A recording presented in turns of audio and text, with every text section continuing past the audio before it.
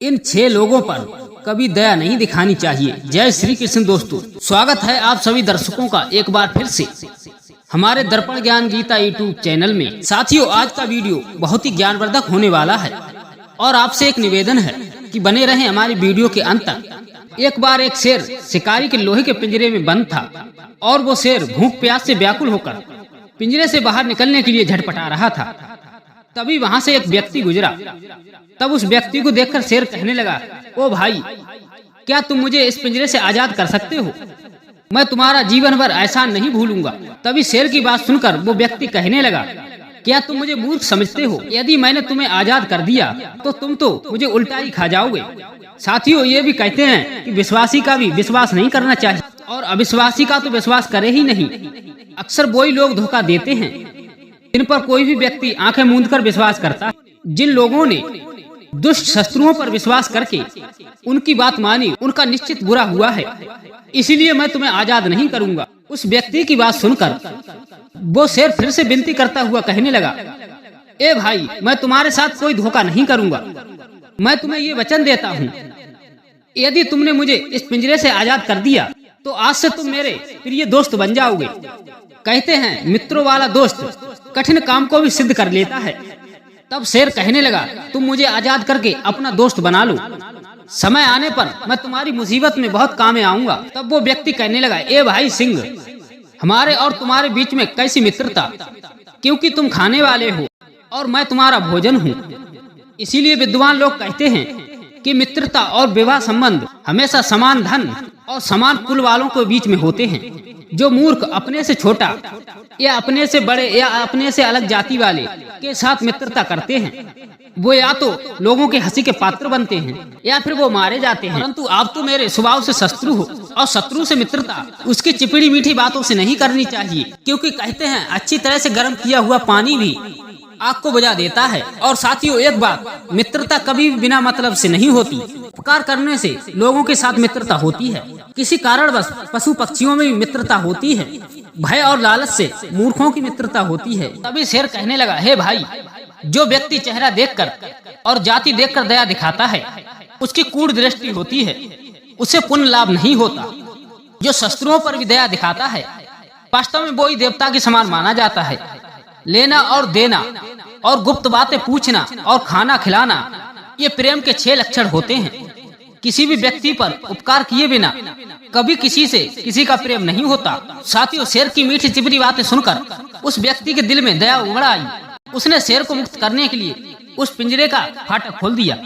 शेर जैसे ही पिंजरे से बाहर निकला तो उसका सारा भय नष्ट हो गया। उसने बहुत ही खुश होकर उस व्यक्ति को धन्यवाद दिया।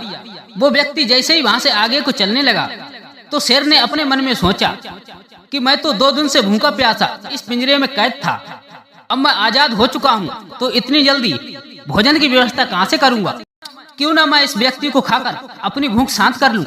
शेर ऐसा सोचकर और अपने वचन को भूलकर तब उस व्यक्ति की ओर उसे खाने के लिए बढ़ा और उससे कहने लगा, ए मूर्ख मनुष्य, ठहरो, तुमने मुझे आजाद करके बहुत ही बड़ी भूल की है।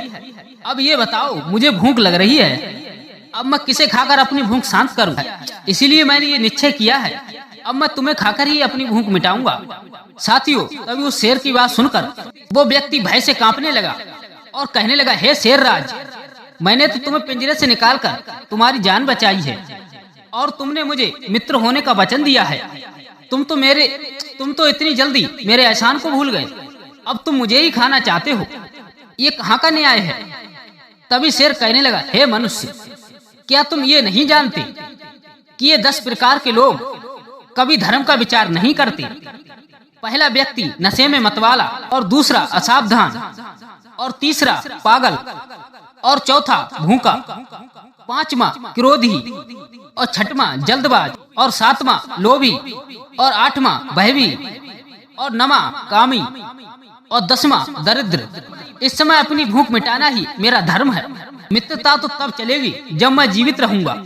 साथियों, शेर की मंशा को भली बात समझकर वो व्यक्ति सोचने लगा कि मैंने इस दुष्ट शेर को आजाद करके मैंने स्वयं अपनी जान की आफत मोल ली है। अब मैं किस तरह से अपनी रक्षा करूं। साथियों, कहते हैं यदि पत्थर के नीचे उंगली दब जाए तो समझदार व्यक्ति उससे धीरे धीरे उंगली निकालने का प्रयास करते हैं। अचानक खींचने से तो उंगली में चोट लग सकती है। दुश्मन को देखकर उससे बचने के लिए 2 उपाय बताए गए हैं। पहला, हाथ चलाने का, और दूसरा, पैरों की तेजी। इतना कहकर वो मनुष्य तेजी से आगे बढ़ने लगा। शेर भी उसके पीछे पीछे चला जा रहा था। तब वो व्यक्ति कहने लगा, हे सिंहराज, पहले तो हम किसी से अपना फैसला कराएंगे। यदि फैसला तुम्हारे पक्ष में आ जाए तो तुम मुझे खाकर अपनी भूख मिटा लेना। साथियों, शेर इस बात को तैयार हो गया। कुछ ही दूर आगे बढ़ने पर उन्हें एक बैलों का झुंड मिला। अब वो बैलों से अपना फैसला कराने के लिए रुक गए।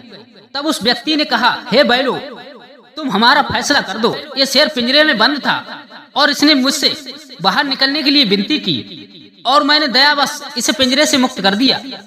अब ये मुझे ही खाना चाहता है।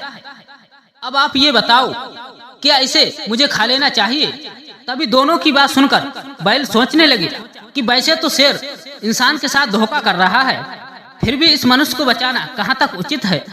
और ये वही व्यक्ति है जो हमें मतलब देखकर अपना चारा पानी देता है। जब तक हम इसके काम में आते रहते हैं तब तक तो ये हमें खिलाता पिलाता है, और जब हम बूढ़े हो जाते हैं तो ये हमें हिंसक लोगों के हाथ में बेच देता है, या फिर हमें जंगली जानवरों का शिकार बनने के लिए हमें जंगल में छोड़ देता है। ऐसे मतलबी लोगों का तो शेर का निवाला बनना ही ठीक है। इस बात को सोचकर बैलों ने शेर के पक्ष में फैसला दे दिया और कहने लगे, इसे खाकर अपनी भूख मिटाइए। साथियों, तभी उस फैसले को सुनकर उस मनुष्य को मतलबी व्यक्तियों के बारे में सोचकर बड़ा पश्चाताप हुआ कि उन सभी की वजह से कि आज इन बैलों ने भी हमारा साथ नहीं दिया। फिर उस मनुष्य ने उन बैलों से कहा, देखो, एक व्यक्ति का दिया हुआ फैसला गलत भी हो सकता है। चलो हम आगे चलते हैं और हम आगे किसी और से अपना फैसला कराएंगे, और इस बार भी यदि फैसला तुम्हारे पक्ष में आए तो आप मुझे जरूर खा लेना। साथियों, इस प्रकार जब वो दोनों आगे की ओर चल दिए तो उन्हें रास्ते में आता हुआ एक कुत्ता मिला और कहने लगे, हे कुत्ता भाई, हमारा फैसला कर दो। तभी उस कुत्ते ने उन दोनों की बात बड़े ही ध्यान से सुनी, और दोनों की बात ध्यान से सुनने के बाद तभी कुत्ते ने सोचा, यदि मैं शेर को इस मनुष्य को खाने के बारे में बोल दूं तो मुझे कोई लाभ नहीं है। ये शेर तो निर्दोष जानवरों को मारकर खाता रहता है। हो सकता है इसे खाने के बाद ये मुझे भी ना छोड़े।